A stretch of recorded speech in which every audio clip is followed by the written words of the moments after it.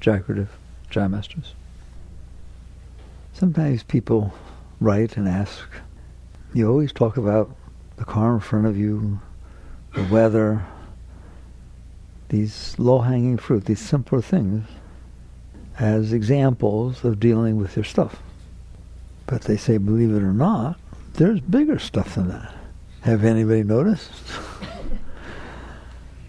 Okay, you're going to see in the end, the way to work with the bigger stuff is to work with the little stuff.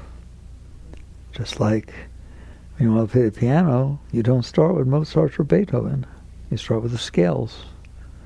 When you want to play the sport, you get a coach. You practice hitting. You practice throwing. You practice.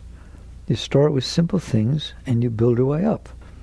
It's exactly the same with your inner work. So that's why we stress the simple stuff, the little stuff, because people don't even do that. You don't handle the driver in front of you. You talk to them, you yell at them, you complain about them. 3 hours later, you tell somebody, that idiot didn't use his blinker. You should see what he's driving like. In other words, you couldn't handle how the driver in front of you was driving. I always ask you guys, has anyone ever talked to the driver in front of them? Speed limit, buddy, it's 55, not 35. Okay, and the answer is yes, every single one of you have. Nobody hears you. It does absolutely no good. The cost-benefit analysis is 100% cost, meaning you get yourself uptight, and zero benefit. Pretty stupid decision. But wait till you try and stop it. Same thing goes for hot and rain and different things like that. Why did it have to rain on my birthday? My God, it didn't rain the other 2 days on both sides. Why did it have to rain on my birthday? What did I do wrong? That's just hilarious. What a stupid conversation to have with yourself. The rain has nothing to do with your birthday. It doesn't know it's your birthday. It has to do with meteorological patterns, right? El Nino and La Nina and what's blowing across the mountains in Spain. That's why it's raining here. But yet you still do it. What the teachings are teaching you, but we'll go heavier, the teachings are teaching you that if you can't handle that, what is the benefit of complaining about the rain? Zero. What's the benefit of worrying that it might rain tomorrow when you want to go camping? Zero. It's not going to affect the rain. In other words, you cause yourself suffering over absolutely nothing. And it makes no sense. But where do you try and stop? That's like saying, where do you try and play Twinkle Twinkle when you can't play scales? Looks easy, but you can't do it. You have to start at the bottom and work your way up and take your whole being with you. And that's why the teachings are the way they are, okay? What happens with the big stuff? The question becomes all the time, can I handle this? That is the mantra. That is the only meaningful question. Not why is it happening, not what I do about it, not to start with. The question is, can I handle this? Handle what? It's not the outside you can't handle. Listen to me. When I have a serious talk, it's not the outside. It's what it does to the inside. If the outside was doing the weirdest, most terrible thing, and you were happy inside, you couldn't care less, could you? So don't ever think it's the outside that's causing the problem, because it's not the outside that's causing the problem. It's the fact that the outside, when it comes in, causes a problem. It causes all kinds of emotions and all kinds of thoughts and all kinds of disturbances. So that's very deep. You want to talk deep? We'll talk deep. It's very important to understand the outside is not bothering you. You are bothering yourself about the outside. The driver in front of you cannot be bothering you. They don't know you. They're not talking to you. Not doing a single thing. But you are bothering yourself about the driver in front of you. All right? Spirituality is learning to handle reality. Why? If you can't handle reality, you are going to be disturbed inside. If you're disturbed inside, you can't help anything. You can't do anything. It's not fun to be disturbed, is it? You can't make good decisions when you're disturbed. If you are disturbed, every single thing you're going to try to do is to make things change outside so they don't disturb you. I don't care. That's what's going to happen. I don't care if it's a relationship. Don't behave like that. You know I don't like when you do that. You're going to try and manipulate and control the outside so that when it comes in, it's not disturbing you. Well, then you're not working with the outside. Your problems with the inside, you're dumping on the outside. It rarely works. It doesn't work. Having more money is not going to solve anything. Having a relationship is not going to solve anything. Not really. Doesn't mean you shouldn't have a relationship. Doesn't mean you shouldn't have money. There's nothing wrong with those things. But for you to not be okay and say the reason I'm not okay is I don't have money, the reason I'm not okay is I don't have a relationship, is not true. The reason you're not okay is you're not okay. You're not okay inside. So you understand it is you that has to change, not the outside. But don't get it wrong. It doesn't mean you don't do things outside. It doesn't mean you don't get married. It doesn't mean you don't have children. It doesn't mean you don't get business. It doesn't mean that. It's not about renunciation. It's about realization, that you realize the outside is causing disturbance inside.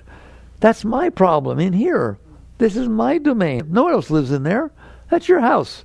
If your house is dirty, it's yours. Nobody else is in there. Do you understand? Nobody else is in there. Mommy's not in there. Daddy's not in there. Nothing's in there. You're in there. So if it's dirty in there and messy in there, you did it. Oh my God, you can't handle that. The fact that you're carrying around inside of you things that bothered you 20 years ago, who's doing that? They're not happening anymore. There's nobody even, they're all dead. They're not even happening, and nothing hasn't happened for 20 years. But you're still bothered by it. That must be you who's doing it. You're the only one in there. That's what it means to take ownership for your growth. Nobody wants to hear this. Nobody wants to hear real spirituality. Here's real spirituality. There's nothing inside of you. It's more etheric than air. Everything passes right through it. Air is still made of molecules and atoms, and there's not. And there's the most etheric thing that could ever be. There's no super glue. There's no anything. There's just you. And you have this thing called will. And don't ever let them tell you don't. You have this thing called will. And when things come in, I'm telling you, when things come in, they will pass through if you leave them alone. Anything, everything. If your house burns down, you do what you can to help. When it's over, you don't have a house. Can you handle it? If you can handle it, you're fine. You go about your business, figure out where you're going to live next. But at least if the problem is outside, not inside. But if you can't handle what happened, you're going to be messed for the rest of your life. Fire will freak you out. Houses will freak you out. Fire engines freak you out for 20, 30 years. You did that. You didn't do the fire, but you didn't let it pass through. How did you not let it pass through? It passed through. It's gone. It's over. The house is gone. Fire engine's gone. Everything's gone. How's it still in there? You held it in there. That's the essence of spiritual understanding, and nobody wants to hear it. What they want to hear is, how do I live so close to a fire station next time that my house won't burn down? How do I marry a fireman? That's even better. In other words, you let your whole life be patterned about the fact that you couldn't handle the fact that a situation took place. Why? Because it's going to come and go. Everything comes and goes, doesn't it? Nothing has ever stayed in the history of the universe. It changes every single moment, but it doesn't inside of you. How did that happen? You have will. Do you have hands in there that can push thoughts around and emotions around, yes or no? Do you have emotions and you push them away, yes or no? Have you ever done such a thing? Have you emotions that are so nice you cling to them, you want them to stay and you keep thinking about them? You're doing that. No good thought or bad thought or good feeling or bad thought, it stays. It has its day in the sun or the darkness, and then it passes because nobody's touching it. It has the right to exist. Everything exists, yin and yang. That's the reality of the universe. There's day, there's night, there's high, there's low, there's wet, there's dry, there's good feelings and bad feelings. That's not the problem. They will all come and go if you leave them alone, but you're not able to do it. Now you're talking about, some people say to me, I've talked about an evolved soul. That's a very powerful word. She's an evolved soul. He's an evolved soul. What does that mean? It means just what we're talking about. You're in there. You're conscious. You're experiencing what's going on in there, aren't you? Okay? I say, my heart hurts. How do you know? I go through that with you. That's the essence of teachings. How do you know your heart hurts? You don't ever ask that question. You say, what do I need to do to make it not hurt? You don't ask, who's in there experiencing that it hurts? If your mind's bothering you, who notices? Somebody's in there noticing that your mind, I don't know your mind's bothering you, but you know, don't you? What is the consciousness that is aware that this stuff's going on inside? So the essence of spirituality, and you want to talk about an evolved soul, is someone that can handle reality. If you can handle reality as it unfolds in front of you, you don't have to do a single spiritual practice. You will become enlightened. Can we talk about that? I mean, truly enlightened. The highest state that can possibly exist without doing a single practice, without doing a single anything. Why? You're already there. I've discussed that with you. You're already seated. Your consciousness is seated in the highest state of the universe. It's merged with God. It's merged with the universal consciousness. But it's distracted by your thoughts. Can your consciousness get distracted? A noise, a sound, a hammer falls on your toe? What happens? It goes right there, doesn't it? So your mind is making a lot of noise. Your heart is making a lot of noise. I don't care whether it's, oh, I love him, or I hate him. It's noise. You hear me? Wait, I'm going to go, is it distracting? If your heart all of a sudden opens up, and it's really all this, like, is it distracting? Yeah. You bet it is.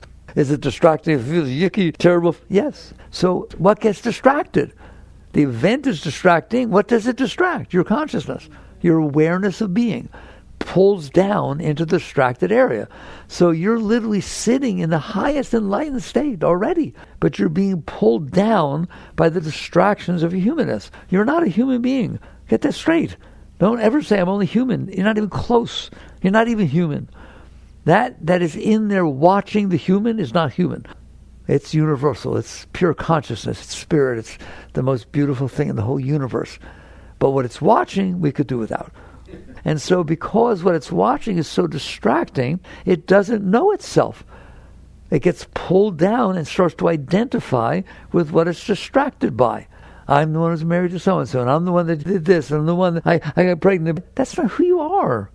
That's not who you are. Those are the experiences you had. But you are defining yourself by the experiences you had. I was married here, and I had this child. My mother wasn't nice to me. She liked my sister better. What are you doing? You built what's called a self-concept, a concept of yourself. That's not the self. The self is the self. This is a concept of yourself. You built it out of the experience that you had. But they're so distracting. Why? Why are they so distracting? Because you didn't keep the white lines on the road. You didn't keep the trees you drove by. You didn't keep the clouds that went by. But if a cloud looked like Grandpa before he died, we talked about it for the rest of our life. I can't believe I saw this cloud. All right? Or if somebody dumps you when you're in 5th grade, okay, it is there. It's in there. Why? Because you stored it in there, because you didn't let it go. You know, the essence of my teaching, let it go. But I know you're not capable of doing it, so we're talking about it.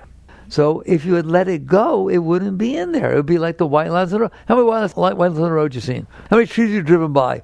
You don't store those things. You don't store them because they don't impact you inside and cause disturbance or pleasure. They just pass through. They're natural, okay? If you were able to let it all pass through, you may think, well, then I'm dead. No, you're not dead. If you can let it all naturally, not suppress it. This is what we're talking about, deep talk. If you can't let it pass through and you suppress it, you can't do anything worse than that spiritually. It's just it's like a virus, a computer virus.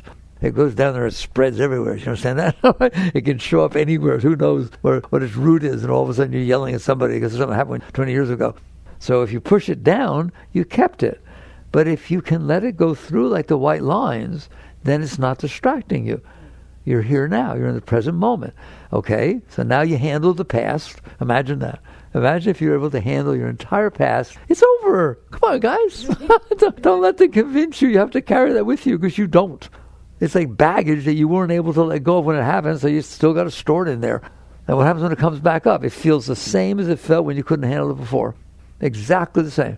You're being given a second chance. Kind of let go now. But you don't look at it that way. You look at it, I don't want it coming back up. I don't want this. You should be saying, I don't want it in there, but you're saying it, I don't care if it's in or not, I don't want to feel it. So you're using your hands in there, your will, to push it back down. Using your will to try and pull it up. I don't know, it's all stuff. The point is, you have the ability to do things in there, and you know you do. All right? Don't you dare let them tell you don't have will. You have will. And so basically, if something distracts you, it pulls your consciousness down into it. If it distracts you and you keep it there, you keep staring at it, you identify with it. You say, it's who I am. No, it's not who you are, it's what you're looking at. That's a totally different thing. I say things that I think I'm going to get fired by psychology. Like, ready? No one ever has ever been depressed. No one ever has ever been depressed. They've stared at a depressed psyche, but that which was staring at the depressed psyche is in ecstasy. But if you're in ecstasy and you want to hang out with something you're staring at that's full of darkness, you're going to feel dark. So it's all about understanding you're a great being. You're sitting in the highest state. I said, if you could let it go, you'd be enlightened without doing anything. No practices, no meditation, nothing. Why? Because if you let it go, there's nothing in there to be distracted by. If I'm not distracted, where I am? In the self. I'm in my seat of consciousness naturally because I'm not being pulled out. So that's what it's all about. Your entire life, Earth is a place that souls are sent to evolve. Why? Because they're not there yet. But you said they were seated in God. Yeah, but they're being distracted from that state. That's the fall from the garden. That's what it's trying to portray. You're pulled down into your personal stuff. Okay? And as long as your personal stuff is running you, what you're going to do is instead of trying to let it go, you're going to try and create a world around you that doesn't hit it. Can you relate to that? You're trying to create a world around you that doesn't hit your stuff. Or it hits the good stuff. That's how you pick your relationship, you pick your job. That's what you call your passions and your dislikes and your preferences and your hopes and your dreams and your value. Do you understand that? All of them. Hopes, dreams, concepts, views, opinions, likes, dislikes, preferences. They're all psyche. They're things you built out of your past experiences. Why do you like one thing and then don't like another? Because you've had past experiences. You wouldn't know what to like or not like. And basically, not only does she not like and dislike exactly what you like or dislike, tomorrow you might not like what you like today. Has it ever happened to you? You have relationships, don't you? And they end, don't they? There's a thing called divorce. I've heard of it. Well, when you get married, you have a pact, we'll get divorced in 2 years? No. You said, I will never stop loving you. I value you for my entire life. What did you do? Get out of here. Which is just an experience. You had an experience. So this whole thing about what you like and dislike and preferences and hopes and dreams and concepts and views, they teach you that's who you are and that's what it's about. No, it is not. Those are the ultimate distractions that are pulling you down to study your psyche, which you built out of your past experiences. Your psyche is built out of your past experiences. You're not. You're pure consciousness. You're spirit. You're the holiest thing in the whole universe. But you're staring at your psyche. Do you understand that? And when we talk about the slightly deeper things, we're talking about, can you handle that your husband had a bad day, your wife had a bad day, they came home, slammed the door, marched into the bedroom, and didn't even say hello. Can you handle that? Shake your head no. You can't handle that. You take it personal. They don't like you anymore. How could they treat you like that? Etc., etc. Instead of, oh, a tornado just went through the house. Wow, strong energy. That's called I can handle it. If you can handle it, when he or she gets over their bad day and comes out, you can have a nice evening. As opposed to, how can you treat me like that? Don't you ever do that again. That'll help a lot. Because then he or she can't handle that. I had a bad day. What's wrong with you? I can't have some compassion. And there you go. You got a nice argument going on instead of a nice evening. Do you understand? But you can't handle it, can you? Not only can you not handle that, you can't handle Sally walking by and you say, hey, Sally, and she doesn't turn around. You can't handle that. Next time you see Sally, you may avoid her because it hurt. Next time you see Sally, the first words out of your mouth were, why'd you ignore me the other day? You see me? You couldn't handle it. It stayed inside. But your mind is saying, yeah, but she should have said no.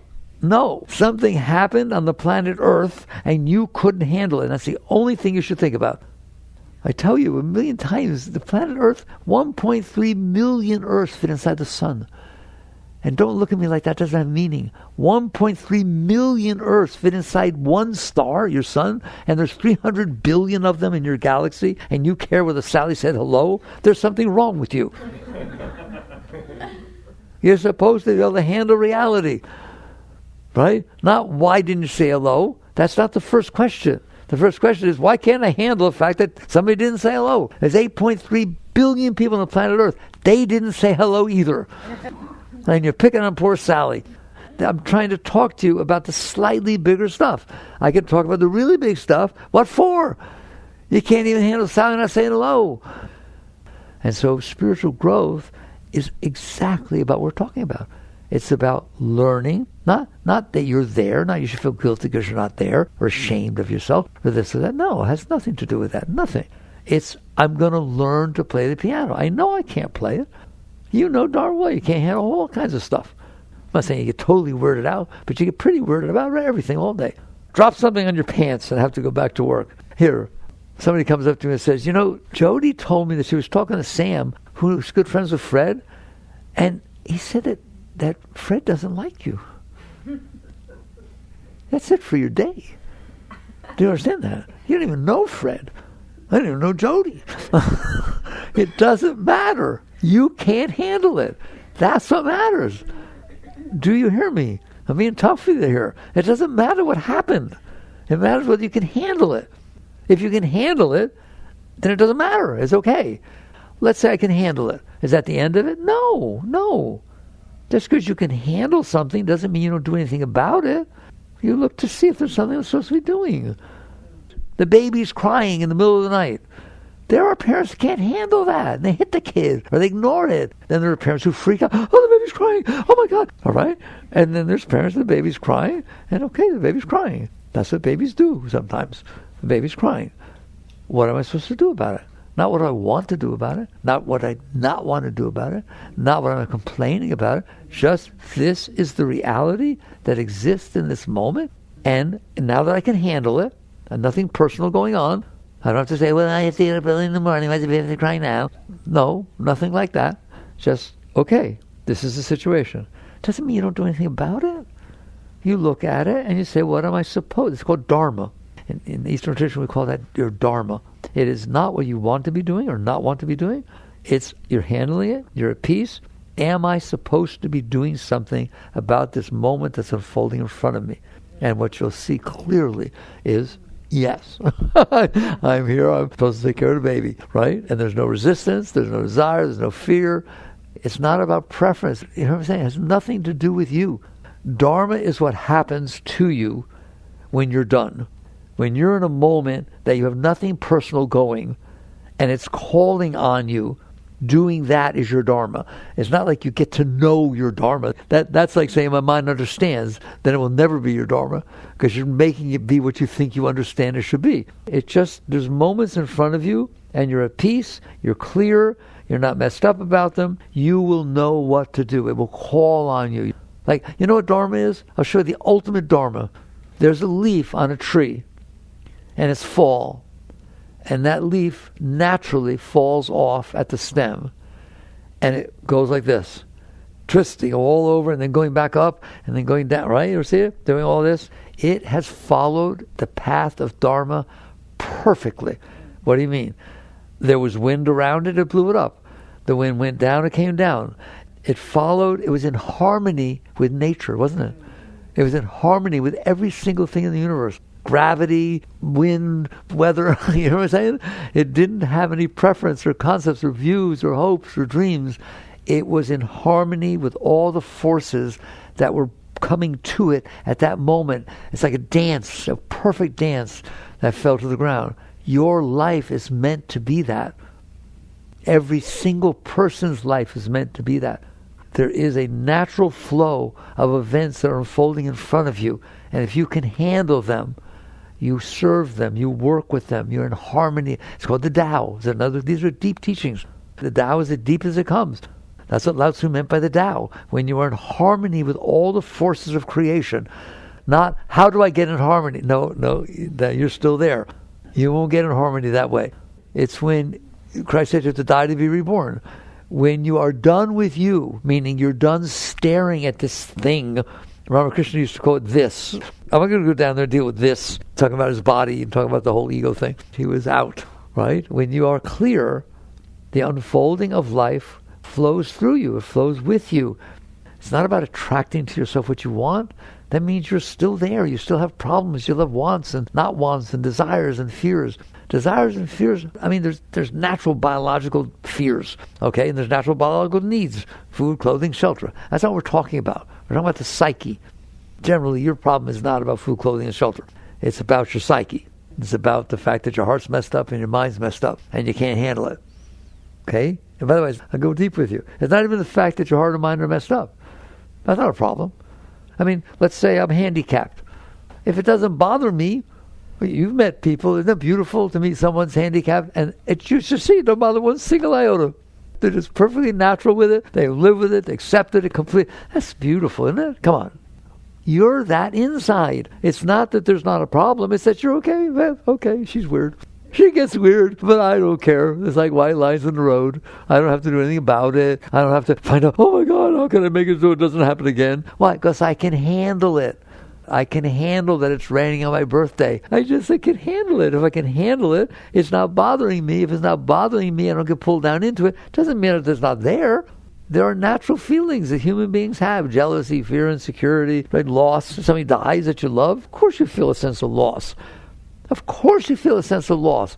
It's not that some great master doesn't feel any loss. It's that they're okay with it. They handle it. It doesn't change their direction in life. They can stay focused on what they were focused on, and they deal with this with compassion, with understanding for their human side, but they can handle it. It all comes down to, can you handle the moments that are unfolding in front of you?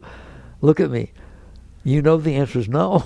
All right? Can you handle the moments unfolding in front of you? And that's why now we're talking about bigger stuff, people dying that you love and different things. That's why if you can't handle the driver in front of you, if you can't handle the heat that comes from the sun, if you can't handle the rain, you're never going to be able to handle the bigger stuff. That's why what we teach here is learn to handle the small stuff, just like learning to practice the piano, just like learning to practice a sport. And so that you can do. You do have the ability to do better at small stuff. We talk about that. Well, it's really hot. It's so hot. Oh my God, it's so hot. I remember when Mickey used to complain about that. He had no air conditioning. He moved out here in 71, 72. There's no air conditioning in his car, no air conditioning in his house, there's nothing. It kind of gets hot in the summer out here in the middle of nowhere. And so he would complain. And I remember once I just sat him down and I said, why is it hot? I'm an intelligent guy. He likes astronomy and all this stuff, right? Why is it hot? And he said, because the sun is hot. And I asked him, okay, that's kind of a brief answer. How far away is the sun, Mick? 93 million miles. Listen to that. It's 93 million miles away. How far away is Miami? 360. If all of Miami caught fire at once, you would not feel it up here. That thing's 93 million miles away. All of a sudden you say, wow. And then I'd ask him, I really did this. And it hasn't ever been the same since. And then I'd ask him, well, what is that thing up there that you call the sun? It's a star. You mean like those little twinkly things I see at night? It's one of those? Yeah, did you know that? It's one of those, exactly one of those. You're close enough to one of those to feel its heat at 93 million miles away. Holy mackerel. Who doesn't like stars? Well, you got one right there, and you're that close to it. I told you do not get sunburned. You get star-burned. That changes everything, doesn't it? You have the right to change your thought patterns, to raise the way you think. And then all of a sudden now, if I feel the sun, which I do all the time, every time, remember where I am. If I get out of the car, I look up at it and do this. Just feel, oh my God, I'm feeling the heat from a star. That's exciting, right? No matter how hot it is, it's exciting. And all of a sudden you learn to work with yourself, learn to raise yourself. Instead of letting you stare at this negative part of yourself that complains about everything, you learn to work with yourself about natural, easy things. If you do that, the slightly bigger things will happen, and you're going to be shocked that they don't bother you. You'll be shocked that you learned how to relax and use positive thinking or mantra or whatever you want, witness consciousness, whatever techniques you want, you'll be able to use it with a slightly bigger thing. Just like when you first play tennis, the ball goes in the net all the time. After a while, you get it across. No matter how bad you are, after a while, sometimes it goes across that net. Okay, it's the same thing with this stuff inside. If you work on yourself, on these fun things, make it fun. If you work on yourself, you're going to find that the bigger things are easier. Not the really big things. It's just going to happen naturally. Okay, so now what you want to hear is what happens while you're working on yourself and you can now handle the driver in front of you, and you can handle the heat of the sun, you can handle the rain, and now somebody dies or somebody dumps you and runs off with your best friend. I don't want to say because I know it happens to everybody. I don't want to touch your stuff. Pretty soon we'll be crying. What happens when the big thing happens that you can't handle, right? I'm going to be a very great teacher. If something happens that you really can't handle, it's going to pull you down into it. Did you know that? What am I supposed to say to you? You just told me I can't handle it. Well, if you can't handle it, It's going to handle you. Have you noticed? Okay, so let's just start with honesty. So here's what you do. You're conscious. You're working with yourself in everyday moments. And now something happens, catch you by surprise. It catches you. And you can tell it's going to pull you down. You do know, don't you? It gets weird in there, doesn't it? It starts to get weird. It's weird in there. All right? Okay. What do? You stay up as long as you can. You don't push it away, which you're not going to be able to anyways. You can't handle it. But you just stay conscious even for 3 seconds longer than you would have. How? Well, you breathe, relax. I teach relax. Can you relax in the face of this thing that you generally can't handle? Maybe for a moment. I'm telling you, that's all it takes. You do it for that moment, then the other thing's going to happen when you get pulled. Let's get this straight. Do you ever get pulled down? Do you ever, quote, lose it? Now we understand what you're losing. You're losing your center of consciousness. It's being pulled down into this force that's very strong and difficult to handle. So basically then you pull down. You're going to see that there's a little consciousness. The more you meditate, the more you do mantra, the more you do techniques all the time, the longer you can handle the pull. Doesn't mean you don't go down. Don't worry about going down. Just worry about staying up the best you can. Then you get pulled down. Now I found, these are many going back 50 years, right? That not only is it the extra moment on the way down, but when he came back up, he didn't want to have gone down. He had a self-concept of I can handle things, which of course he couldn't. So when you come back up, be careful about not wanting to look honestly about what happened. So, and when you start to come back up, let go. It's accept. You're not perfect yet. You're not evolved yet. It's fine. That's why you're here for. Don't every time you hit into the neck get freaked out. That's not going to help. So as soon as it starts to come back up, welcome it to come back up. No guilt, no shame. I'm teaching you. You want to know how to deal with the big stuff? No guilt. If you're always doing the best that you can, don't you ever feel guilt. The best that you can is the holiest thing that exists in the universe. And I don't care if the best that you can is nothing to him. It's not a comparative game. It's not competition. It's with you. So the best that you can is the holiest thing in the world. Why? The results of the best that you can are going to come back. You're going to have interacted with the world the best that you can. You may have thrown pots and pans. You may have been able to handle it. Whatever it is, it's going to happen. When it comes back, it's your teacher. It's not a punishment. Don't ever look at karma as a punishment. I don't like the way they teach you. Oh, she got bad karma. No, she has lessons to learn. See the difference? He or she laid down patterns. And by the way, don't even make them mystical. All right? If I'm upset because of something you did, and I yell at you and treat you not nicely, it's coming back. You don't have to make it some karmic mystical attraction. What you put out is going to come back. If I get all upset and I start throwing things, it's coming back. Just keep it simple. I don't want to get into this mystical stuff. Just understand that what you put out is going to affect other people and affect other things, and it's going to come back. But it's not going to come back as a punishment. It's come back and say, oh, you couldn't handle that without throwing pots and pans? Now you're getting sued. Now somebody broke an arm. You got some serious trouble. All right? It's not like, oh, it's my karma. It's, wow, I got some learning to do. And that's how it came back as a teacher. Do you see the difference? Okay, thank you. You wanted to talk deep? I'll talk deep with you, okay? But that's where you go when you don't deal with the low-hanging fruit, okay? Just understand the process. So you do the best that you can. What does that mean? I'm doing the best I can. I've been meditating, I've been doing this, I breathe, I do the best I can. And sometimes it just sucks me down. I can't handle this. There's something that's inside of me. It comes up and I just haven't ever been able to handle it. Okay? So what do? You do the best you can. When it starts to come up, you just stay up as long as you can. You can stay up a little bit longer. That little bit longer makes a big difference. Because over time, you're not going to get the ball in the net. You got better at it. Then when it starts to come back up, welcome it, appreciate it, and just come back up as quick as you can, and don't judge, don't be afraid. If you did the best that you could, by definition, it's the best that you can. It's not like, oh, you shouldn't have done that. If you shouldn't have done it, then don't do it. Well, Now I can say that, but you know what I'm saying? I didn't have the choice. I got all upset. I et cetera, et cetera. Do you understand that? Okay? So come back up as soon as you can. No judgment. Just, I'm back. And learn. Learn what's going on. Look, say it.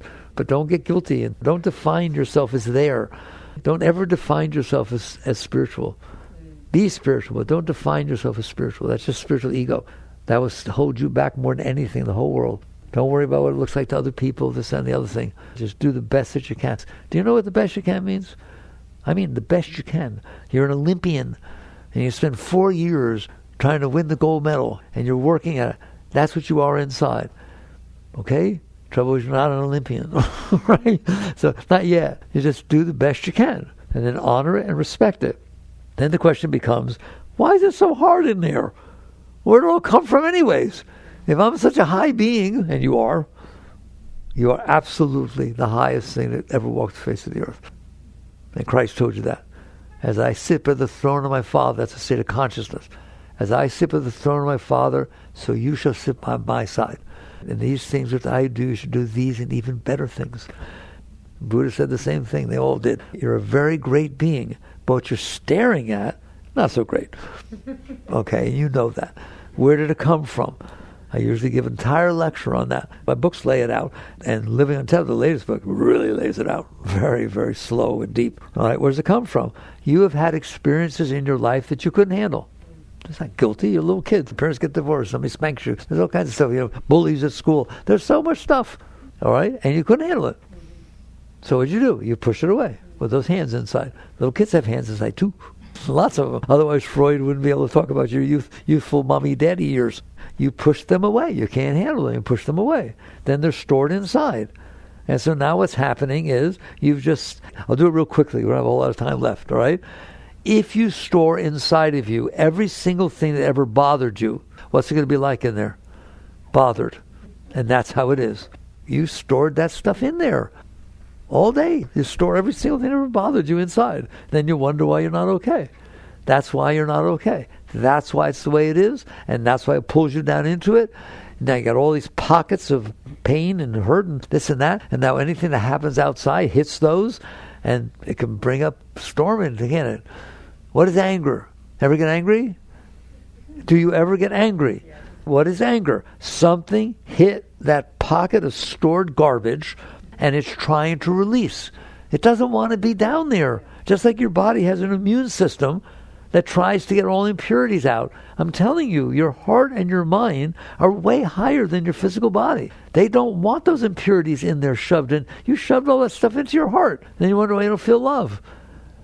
You do feel love if they say exactly what you want, act like you want, and dress the way you want, and treat your parents the way you want. And if you do every single thing you want, you can feel love. In other words, it makes it through some scars. They'll call some scars, that stuff you stored in there. Okay? So that what's happening when you feel anger is stuff hits that stuff. And it's trying to release. And so it comes up as energy trying to release. But you can't handle it. Not a chance in the world. So what do? You throw it outside. In a sense, you can't handle the energy.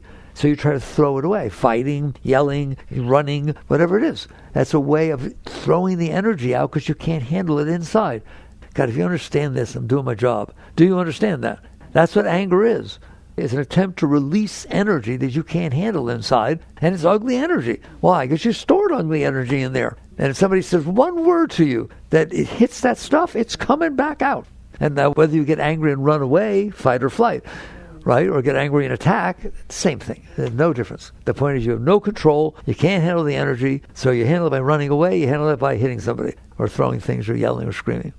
And that goes for all those energies inside, not just anger. Jealousy, insecurity, all this stuff. It's just you stored stuff in there, so the beauty of the natural energy flow that you have inside of you that's always love, always inspiration, it's just very high. You're a high being. It can't come up because it's got all that stuff on top of it. So that basically that's why the stuff pulls you down. Exactly like what bothers you doesn't bother her. Like the example, your sister got a red bike and you wanted it. And now you can't handle your sister, you can't handle the color red, you can't handle bicycles, you can't handle your parents. You stored this stuff in her. She had nothing going with red bicycles. You don't understand why you're getting weird. A red bike drove by. the reason it impacts you so strongly is because you stored all this troubled energy inside, and now it pulls you down into it. You couldn't handle it before, you can't handle it now. Well, you didn't do anything about handling it. You thought, oh, it's gone. It's not gone. If it didn't make it through, it didn't make it through. And it's coming back up. So what you do is you look at it and say, do I want this inside of me? So that's what I'm talking about. I'm talking right now about the best that you can, do the best you can. Someday you're going to look and say, I don't want this inside of me. It's terrible. I'm always scared. I'm always controlling and manipulating. All your preferences and hopes and dreams are because of that. A great one does not have those things. A great one's liberated, filled with ecstasy all the time, and then interacting with life as it unfolds. And it may look like they're doing something, but they're not. They're just in harmony with what's unfolding. They don't have these big dreams and plans and all that kind of stuff. The great ones don't have that. The great ones are there interacting with everyone and everything as it unfolds, and therefore they're helping everybody. They're helping everything, all right? Because they're not doing it for themselves. There's no reason to do it for yourself. You're filled with joy and love all the time. So you serve what's unfolding in front of you. That's a saint. That's a great being. Not because they behave the way the Bible tells them to or something tells them to, because there's no reason they wouldn't. They have nothing going. So what it means to do your best is to understand, I have this stuff in here, and it's screwing up my life. So do I do my best to manipulate and control everything in my life so it doesn't hit my stuff? That's not what it means to do your best. Your best is to sit there and say, there's greatness in here, but I've shoved all this garbage on top of it. And I did it. I wasn't as conscious as I am now, but I shoved it in there. I don't want it in there. I want to devote my life to purification. I devote my life to cleansing. I want this stuff out. I don't want this stuff in here. I don't know how to get it out, but somehow life does, because it seems to hit it. Life seems to know exactly what to do, and it hits my stuff. Good. You change your whole attitude about life. You welcome that situations will come that help you let go of your stuff. That's doing the best that you can. You do the best you can to allow, when it comes up, to let it go. You won't do perfectly. You can't, right? But you can learn. So that's the spiritual path. It's a very great thing, isn't it? And someday you'll understand how great you are. You're a very great being. I don't care what you've ever done. I don't care what everybody ever did to you. I don't care. The past is irrelevant. It's already over. What are you doing holding on to that garbage? You say, yeah, but it was a traumatic experience. That's all the more reason not to have it in there. Why would you take the worst thing that ever happened in your whole life and make it your life? Look at me. Answer me. Because you don't know how not to. You don't know how to handle something, even if it happened 30 years ago and never happened again. So what you do, like I said, you don't start with the big stuff. You can't. But you do at least start working with yourself with the little stuff, the low-hanging fruit. That's what I've come to see. That's your best bet. If you can handle the rain, you can handle the weather, you can handle the sun, you can handle somebody not saying hello, you can handle the fact that you dropped something on your pants when you have to go back to work, you can handle the fact that you didn't get the raise, but your other employee got it, you didn't get the corner off it. Come on, just little by little, sitting there saying, do I want those events to take away the joy of my life? Like you're sitting there saying, if I get the corner office, and people respect me, that will make me okay. You want to bet? There are lots of corner offices, and they got just as many problems as you do. Come on, have you not seen, you've gotten things in your life? How long does there it is, it's over, everything's over. Never, because what you're doing is, I'm not okay to start with, that's why I want the corner office, so people respect me, because I don't feel good about myself. So now I'm going to compensate for what's wrong with me. That's not the same as fixing what's wrong with you. That's compensating what's wrong with you. If somebody gets a nicer office, or they give you the office for a week, and then the boss comes in, no, that was a mistake. You don't get this office. How you doing now? It didn't fix a thing. You kept your problem inside, and you compensated for it by hiding behind events that are in the world. That's not the best that you can do. And eventually you wake up, the best that I can do is to let go of the stuff that's inside of me. How? When it comes up, relax. Welcome it up. There's so many things. You will get to a point where you welcome that stuff comes up.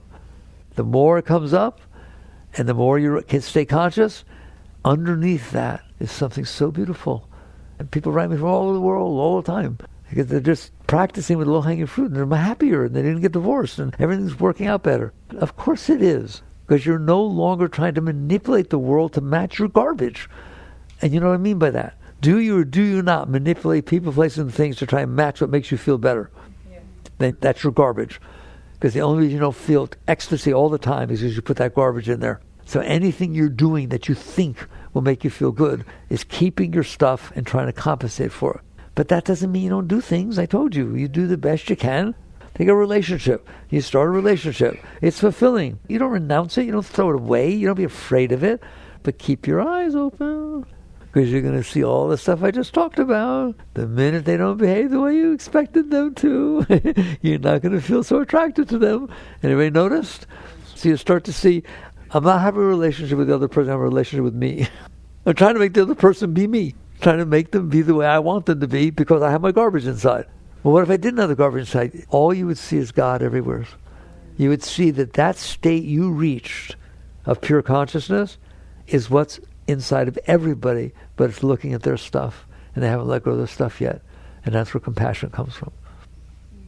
It's not sympathy, it's compassion. And all of a sudden, again, I'm a nice Jewish yogi, I love Christ's teachings. Let you who's without sin throw the first stone. It said unto you an eye for an eye, a tooth for a tooth, but I said unto you, resist not evil. All of his teachings, love thy enemy. They're basically saying, don't go with your stuff.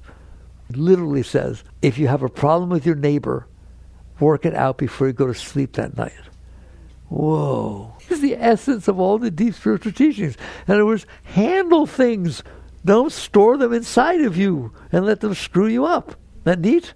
And all the deep Kabbalah teachings and the Torah and the Buddhists and the Quran, they all teach the same thing.